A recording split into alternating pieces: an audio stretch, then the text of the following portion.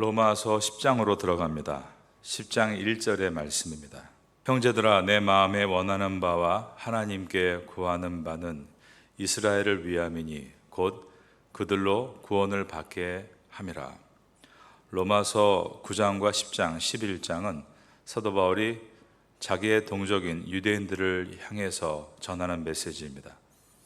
여기에서 사도 바울이 형제들아 라고 부르는 이들이 바로 유대인들인 것입니다. 유대인들은 사도 바울을 핍박했고 심지어 바울을 죽이기 위해 자경단을 만들어서 유럽 전역에서 추격을 했습니다. 기독교의 능력이란 나를 핍박하러 잡으러 오는 사람도 형제라고 부를 수 있는 능력입니다.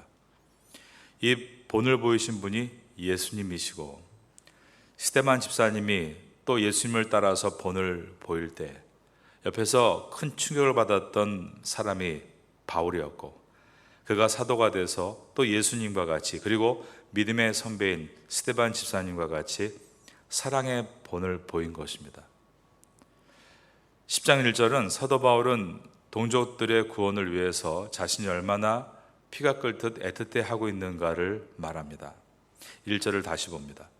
형제들아, 내 마음에 원하는 바와 하나님께 구하는 바는 이스라엘을 위함이니 곧 그들로 구원을 받게 함이라. 사도 바울이 원하는 것과 구하는 것이 자기 동족이 구원을 얻는 것이다 라고 했습니다. 여러분이 원하고 있고 구하는 것은 무엇입니까? 여러분이 원하고 있고 구하는 것이 무엇인가가 여러분의 가치를 결정합니다. 성도는 세상을 살기 때문에 먹을 것이 필요하고 살 집을 구해야 합니다. 그런데 성도가 가장 가치 있는 원함과 구함은 영혼을 구원하는 것에 있어야 합니다. 사도 바울이 자기의 동족이 예수 그리스도 앞에 돌아오는 것을 탄식하는 것처럼 우리도 우리의 가정 안에, 또 우리의 형제 중에, 우리의 이웃 가운데 영원히 주께 돌아오는 것을 가장 사모하는 내 인생의 중요함으로 둘 때 바로 그것이 성도의 가장 아름다운 삶이 됩니다. 사도 바울은 어떻게 이렇게 영혼에 대한 간절함이 있었는가? 그 이유에 대해서 그는 로마서에서 빚진 자라는 말을 썼습니다. 로마서 1장 14절에서 헬라인이나 야만인이나 지혜 있는 자나 어리석은 자에게 다 내가 빚진 자라라고 한 것입니다.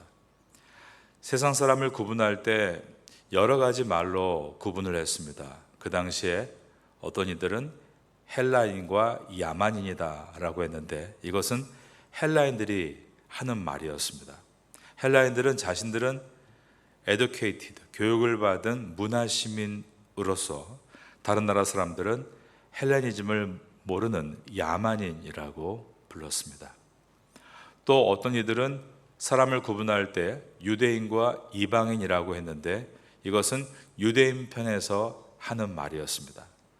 자신들은 chosen people, 선택받은 사람들이고 나머지 나라 사람들은 모두가 선택받지 못한 아웃사이더이다, 이방인이다 라고 부른 것입니다. 그런데 사도 바울은 내가 유대인이든 헬라인이든 이방인이든 야만인이든 모두 그들에게 나는 빚진 자입니다 라고 말을 한 것입니다.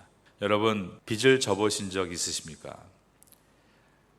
빚쟁이가 되면 길을 가다가도 빚 받으러 온 사람을 만날 때 번쩍 놀라고 도망가게 될 것입니다. 그런데 사도 바울은 모든 사람에게 빚진 자다라고 했으니 그 마음이 말이 아니었겠죠. 다메섹에서 예수 그리스도를 만나고 보니 이 마음을 갖게 되었습니다. 빚진 자의 마음입니다. 빚진 자의 마음은 오직 하나의 소망을 갖습니다. 빨리 빚을 청산해야 한다. 사도행전 4장 19절과 20절에 보면 베드로와 요한도 이런 빚진 자의 마음을 가지고 있었음을 보게 됩니다. 베드로와 요한이 대답하여 이르되 하나님 아버지께서 너희의 말을 듣는 것이 하나님의 말씀을 듣는 것보다 옳은가 판단하라. 그 다음 보면 우리는 보고 들은 것을 말하지 않을 수 없다라고 했습니다. 사도 베드로와 사도 요한이 보고 들은 것을 말하지 않을 수 없다. 우리는 예수님을 보고 들은 자이기 때문에 그 빚진 자의 마음 때문에 이것을 전하지 않을 수가 없다라고 한 것입니다. 우리가 빚진 자의 마음을 가지고 이 생명의 복음을 타인에게 전해야 한다. 바로 이것이 전도입니다. 그런데 이 전도를 어떻게 해야 되는 것인가? 로버트 스피어라는 신학자가 이런 말을 했습니다. 세계의 복음화는 기도의 부흥에 달려 있습니다. 전도의 시작은 기도에서부터 시작됩니다. 우리는 어떻게 전도해야 되나 걱정할 것이 아니라 어떻게 전도를 해야 할까를 주님께 여쭙기 위해 기도부터 시작해야 합니다. 그래서 로버트 스피어는 단순하게 말을 한 것입니다. 세계의 복음화는 기도의 부흥에 달려 있습니다. 우리의 기도는 하나님, 오늘 복음이 필요한 사람을 만나게 하여 주옵소서. 제가 바쁘게 일을 하고 있다 할지라도 만약 하나님께서 저에게 오늘도 복음을 들을 수 있는, 전할 수 있는 기회를 주시면 제가 그 일을 잠깐 내려놓고 그 사람과 대화할 수 있게 지혜를 주옵소서. 우리의 만남이 하나님의 은혜 가운데 생명의 복음을 들을 수 있는 기회가 되게 하소서. 그렇게 먼저 하나님 앞에 기도하고 기도의 부흥이 일어날 때 전도의 기회도 얻게 되는 것입니다. 저는 고등학교 때 저희 교회에 있었던 권사님을 지금도 기억합니다. 저는 그 권사님이 이름도 기억나지 않고 또 그분이 어떤 배경을 갖고 있는지도 생각은 나지 않지만 제가 기억나는 권사님의 모습은 늘 연세가 많으신 얼굴 속에서 항상 저희 교회 앞에 있는 버스 터미널에 앉아있는 모습이셨습니다. 그 권사님은 1년에 100명도 넘게 교회에 사람들을 전도해 오셨는데 지금 돌아보면 새벽에 기도하고 나서 하나님께 여쭈면서 동네를 돌아다니신 것 같습니다. 그래서 어떤 날은 군복 입은 군인도 교회에 데리고 오시고 또 어떤 날은 지나가던 상인들을 또 교회로 데리고 오시고 그렇게 1년에 항상 100명 이상씩 전도하시는 권사님의 모습이 지금도 기억이 납니다. 전도란 내가 만난 예수님을 이야기하는 것입니다. 거창한 신학을 가르칠 이유가 없습니다. 내가 만난 예수님을 이야기하는 것이 전도입니다. 요한복음 4장에 나오는 사마리아 여인을 우리가 생각해 봅니다. 사마리아 여인은 사람을 두려워하는 사람이었죠. 오늘날의 공황장애라고 말할 수 있습니다. 그런데 그가 어떻게 사람을 만나서 말하는 사람으로 변할 수 있었는가? 그가 예수님을 만났기 때문에 가능한 일이었습니다. 사마리아 사람들은 사마리아 여인의 말을 듣고 있었습니다. 그러나 그보다 더 그들은 사마리아 여인의 변한 모습을 보고 있었습니다. 우리가 예수님을 증거하면 사람들은 귀로 우리의 말을 듣지만 그보다 사람은 우리의 삶을 보고 있습니다. 복음을 증거할 때 가장 강력한 무기는 나의 변한 모습입니다. 복음은 들려주는 복음이 있고 그래서 보여주는 복음이 있다라고 하는 것입니다. 우리는 입술로 복음을 정확하게 증거해야 하는 것이 맞습니다. 그런데 또 한 가지가 있는데 우리의 삶이 복음으로 보여져야 한다는 데 있습니다. 우리는 분명 예수님을 말하는 사람이 되어야 됩니다. 그런데 또한 우리는 예수님이 느껴지는 사람이 되어야 하는 것입니다. 사람들이 저 사람을 보면 뭔가가 느껴진다. 나중에 보니까 그게 예수님이 느껴지는 것이었구나. 예수님이 느껴지는 것, 바로 그것이 성화입니다.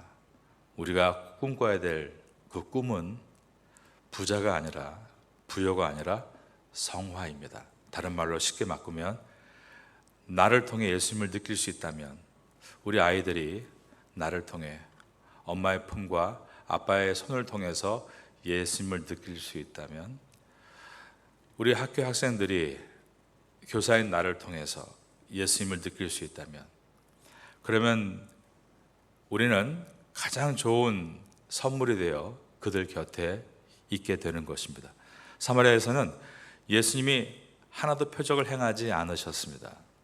그런데 예루살렘에서는 예수님께서 많은 표적을 행하셨습니다.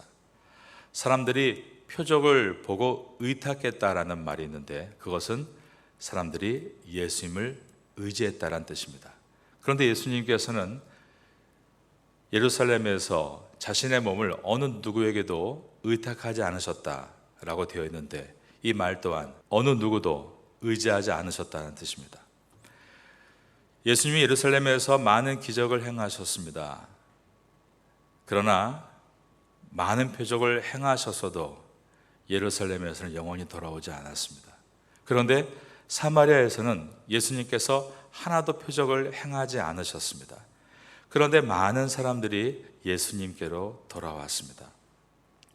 사마리아에서는 기적이 일어나지 않았는데 어떻게 예수님께로 많이 돌아왔는가? 그 이유는 진짜 기적이 사마리아에서 일어났기 때문입니다.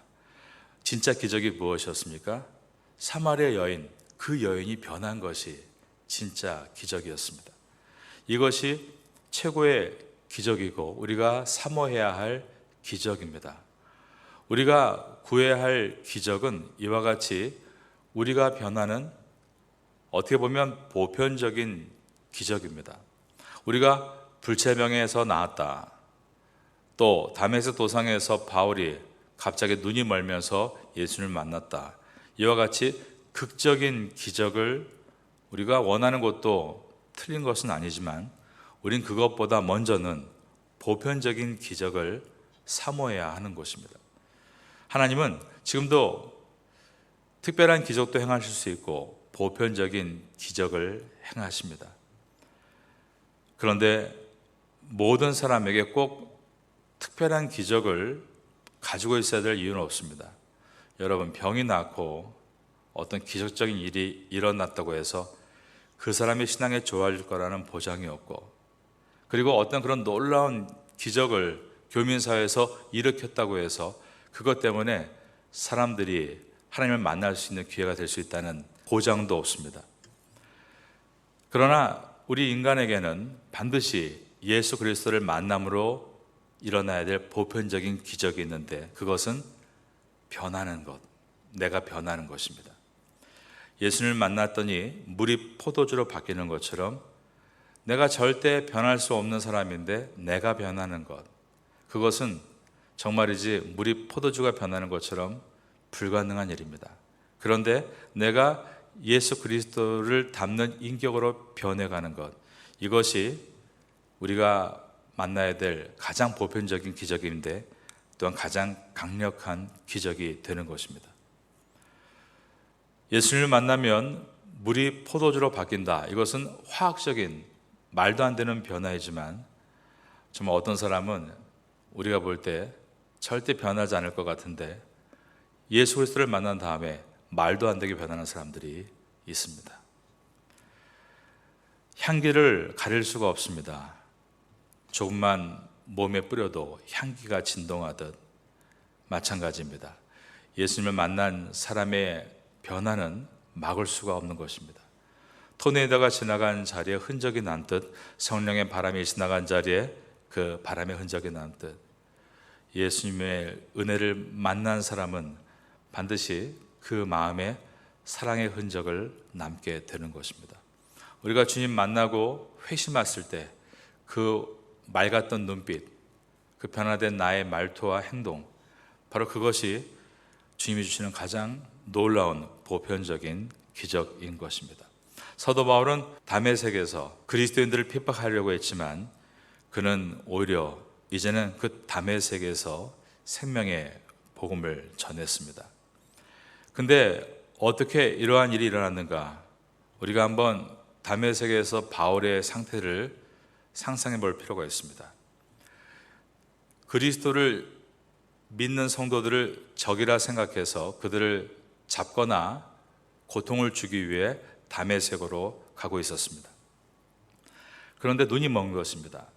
그래서 정말 더듬더듬거리면서 우선 다메섹 도시 안으로 들어갔을 때 하나님은 그에게 믿음의 한 사람을 준비시키셨고 그 사람이 다가오고 있었습니다. 믿음의 사람 아나니아가 걸어올 때 사울은 두려웠을 것입니다. 나를 때리려고 하는 것인가? 내가 지금까지 한 행동에 대해서 복수하기 위해 나를 추격하는 작경단인가? 그런데 그때 캄캄한 자기 앞에 찾아온 그 사람을 통해서 놀라운 말을 듣게 되는데 바로 형제여라는 말이었습니다. 사도행전에 보면 하나님의 사람이 찾아와서 바울에게 형제여라고 말했습니다. 바로 이것이 오늘 로마서 10장 1절에 있는 형제들아 라는 말과 연결되어 있습니다. 가장 위기의 순간에 나를 때리고 괴롭히는 것이 아니라 아나니아가 형제여라고 자기를 불렀을 때 사울의 영혼에 엄청난 울림이 있었던 것입니다. 사울을 용서하고 사울이 바울이 될 수 있도록 도와주었던 그 고매한 인격의 크리스찬들은 바울을 큰 충격으로 몰아넣었고 그가 예수님을 만난 다음에 그도 이제는 예수 그리스도와 같이 또 믿음의 선배들, 이제는 스데반 집사님과 함께 또 아나니아와 함께 많은 믿음의 선배들과 함께 그도 자기의 동족, 자기를 괴롭히는 유대인들을 향해 아델포스, 형제들아라고 부르게 된 것입니다. 만일 여러분이 나를 조금 반겨주지 않고 싫어하는 정도가 아니라 나를 적극적으로 방해하고 핍박하는 사람에게 형제라고 말을 한다면 그 말은 그 영혼을 강타하게 될 것입니다. 그 사람도 누군가에게 형제여라고 말할 정도로 삶의 극적인 변화를 얻게 되는 것은 내가 예수님과 그 사람의 징검다리 역할을 할 때입니다. 사도 바울이 이와 같이 예수님은 하나님의 아들이십니다 라고 전파할 때 사랑의 마음을 가지고 형제여라고 외치며 전파했습니다. 전파하다, 프로클레임, 외치다, 입으로 전하는 것입니다. 그러나 바울이 입으로 전할 때 능력이 된 이유는 사울이었던 자가 바울로 변했기 때문에, 그가 변했기 때문에 그의 복음의 능력이 일어나게 된 것입니다. 그러니 우리가 로마서를 지나면서 또 한 가지를 깊이 생각합니다. 우리의 변화입니다. 환경의 변화, 상황의 변화, 타인의 변화가 아니라 나의 변화를 사모할 수 있는 여러분 될 수 있기를 예수님의 이름으로 축원합니다. 사도 바울은 1절에서 열심히 있습니다. 그런데 유대인을 보면 유대인들도 나름대로 2절에서 열심을 보여줍니다. 그런데 2절을 보면 그 열심은 잘못된 믿음이라는 것을 보게 됩니다. 10장 2절 말씀입니다. 내가 증언하노니 그들이 하나님께 열심히 있으나 올바른 지식을 따른 것이 아니라, 지식을 따르는 것이 아니라 지식이 없는 열심을 말합니다. 대신에 나의 의를 세우는 열심을 뜻합니다. 그 결과 하나님의 의와 싸우게 되는 것입니다. 3절입니다. 하나님의 의를 모르고 자기의 의를 세우려고 힘써 하나님의 의에 복종하지 아니하였으니. 사도 바울은 율법이 선하다는 것을 지금까지 강조해 왔습니다. 그리고 율법으로 말미암는 의에 대해서도 설명했습니다. 그런데 율법으로 말미암는 의, 그 의를 가지고 구원에 이룰 수 있는 것은 아니라라고 말을 합니다. 5절입니다. 모세가 기록하되 율법으로 말미암는 의를 행하는 사람은 그 의로 살리라 하였거니와. 이 문장에서 중요한 것은 살리라 하였지만 그럴 수 없다, 그 문제에 대해서 설명할 때 율법의 한계를 말하고 있습니다. 율법은 분명 하나님의 것이고 의로운 것이다. 그러나 율법을 다 지켜서 의롭게 될 수 있는 것은 아니다. 율법의 한계입니다. 그런 율법의 최종의 목적은 무엇일까요? 그것은 율법을 통해서 선하신 하나님, 그 선하신 하나님 앞에 우리가 도달할 수 없다는 것을 깨닫게 해주는 것이 율법의 최종의 기능입니다. 그러기에 우리는 메시아를 기다리게 되고 나의 완성은 내 힘으로 할 수 있는 것이 아니라 율법의 완성이신 주님이 찾아오심으로 가능한 일임을 깨닫게 되는 것, 그것이 바로 율법의 기능입니다. 율법은 옳은 방향을 잡아주고 우리 인생이 어디로 가야 할지 보게 해줍니다. 그것이 율법이 할 수 있는 최선의 역할입니다.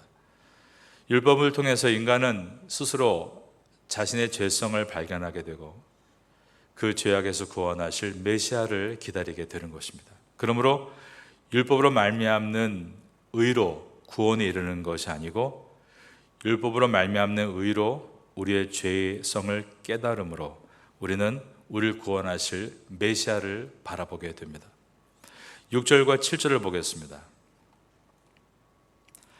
그러므로 6절과 7절은 믿음으로 말미암는 의에 대해서 설명합니다. 믿음으로 말미암는 의는 이같이 말하되 내 마음에 누가 하늘에 올라가겠느냐 하지 말라 하니 올라가겠느냐 함은 그리스도를 모셔 내리려는 것이요 혹은 누가 무저갱에 내려가겠느냐 하지 말라 하니 내려가겠느냐 함은 그리스도를 죽은 자 가운데서 모셔 올리려는 것이라. 이 6절과 7절은 사도 바울이 신명기의 말씀을 인용하고 있는 부분입니다. 5절은 레위기의 말씀을 인용했고 6절과 7절과 8절은 신명기의 말씀을 인용했습니다. 이 말씀은 이런 뜻입니다. 그리스도를 찾기 위해 우리가 하늘 끝으로 올라갈 필요가 없고 그리스도를 찾기 위해서 우리가 반대로 음부까지 내려갈 필요가 없다. 왜냐하면 예수 그리스도, 그분은 우리가 찾아가는 대상이 아니라 그분께서 우리를 찾아오시기 때문이다 라는 뜻입니다. 그리스도께서 제자들을 찾아오셨죠. 그리스도께서 사마리아 여인을 찾아오셨습니다. 그리스도께서 삭개오를 찾아오셨습니다. 그리고 그리스도께서 우리를 찾아오셨습니다. 우리가 오라고 해서 오신 것이 아닙니다. 하나님께서 우리를 사랑하셔서 그리스도를 이 세상에 보내셨고 죽음 가운데서 일으키신 것입니다. 이 말의 뜻은 기독교란 우리가 구원을 얻기 위해서 무언가를 해나가는 종교가 아니라 그리스도께서 우리의 구원을 위해서 모든 것을 행하셨다라는 것을 선포하는 것이 바로 기독교의 복음입니다. 복음은 우리가 구원을 얻기 위해서 이러이러한 일을 해야 한다는 good advice, 좋은 충고가 아니라 복음은 그리스도께서 우리의 구원을 이루시기 위해서 십자가에 하신 일을 선포하는 것입니다. 그래서 복음은 good advice가 아니라 good news, 좋은 소식인 것입니다. 구원은 우리의 행위로 얻어지는 것이 아니라 그리스도께서 구원을 이루시기 위해 행하신 것을 믿음으로 얻어지는 것입니다. 로마서 10장에서 이제 우리가 내 행위로 구원을 얻는 것이 아님을 계속해서 묵상하며 기도할 때 주님의 은혜가 얼마나 큰가를 우리가 보게 됩니다. 우리의 시야가 왼쪽의 어느 부분부터 오른쪽의 어느 부분을 보고 있지만 사실 보이지 않는 모든 공간도 존재하듯 우리가 우리의 시야로만 예수님의 은혜를 생각할 수밖에 없지만 오히려 그 시야의 눈을 감고 말씀을 생각하면 우리가 얻은 은혜가 얼마나 큰가를 전방위적으로 깨닫게 됩니다. 가정을 허락하신 것도, 우리가 이곳에서 살고 있는 것도, 지금까지 내 인생을 돌아볼 때 주님의 은혜가 입체적으로 내 심령 속에 비춰지게 되는 것입니다. 우리가 행위를 잘해서 오늘까지 온 것이 아니라 우리를 찾아오신 그리스도의 은혜가 크므로 오늘까지 온 것을 기억하고 로마서를 지나면서 그 은혜의 감격을 누리시는 성도가 될 수 있기를 예수님의 이름으로 축원합니다.